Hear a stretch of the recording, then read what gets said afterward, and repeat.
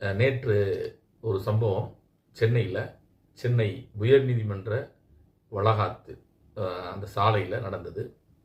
விடுதலை சிறுத்தை கட்சியின் தலைவர் எழுச்சி தமிழர் அவர்கள் நேற்று ஒரு ஆர்ப்பாட்டத்தில் கலந்து கொண்டு, உயர்நீதிமன்ற வளாகத்தில் நடந்த ஆர்ப்பாட்டத்தில் கலந்து கொண்டு சனாதன சக்திகளுக்கு எதிராக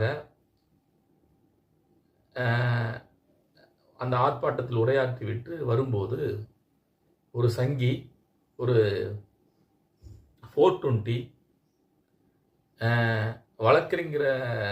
வழக்கறிஞர்ங்கிற பேரில் பல்வேறு குற்ற செயலில் ஈடுபட்டிருந்த நபர்,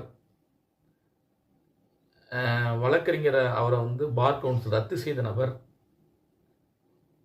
ஒரு பெண்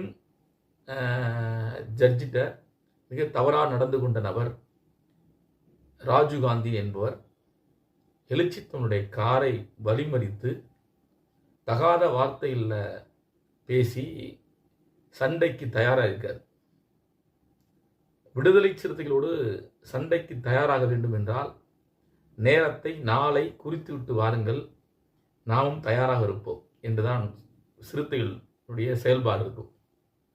சும்மா காரில் போகிறப்போ உரண்டெழுக்கிறது அது ரொம்ப ஆபத்தானது, தவறானது. ஏனென்றால் ஒரு அங்கீகரிக்கப்பட்ட அரசியல் கட்சியின் தலைவர் எழுச்சி தமிழர் அவர்கள், லட்சக்கணக்கான தொண்டர்களை கொண்ட இயக்கம் விடுதலை சிறுத்தைகள். அப்படிப்பட்ட ஒரு பேர் இயக்கத்தை, தமிழ்நாட்டில் மூன்றாவது ஒரு பெரிய கட்சியினுடைய தலைவரை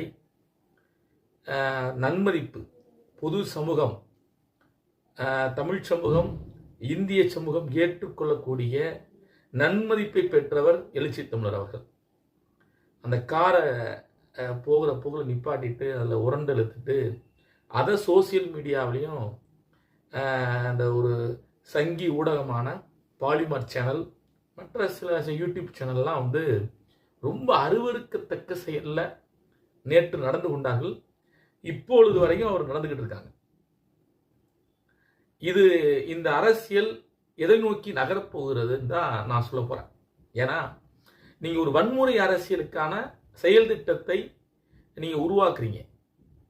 ஊடகங்கள், குறிப்பாக பாலிமர் சேனல் மிக தவறான, தலைவர் எழுச்சித்தனுடைய கார் அந்த 2 வீலரில் மோதிருச்சுன்னு சொல்லி நியூஸ் போடுது. இது எவ்வளோ பெரிய ஆபத்தான அரசியல்.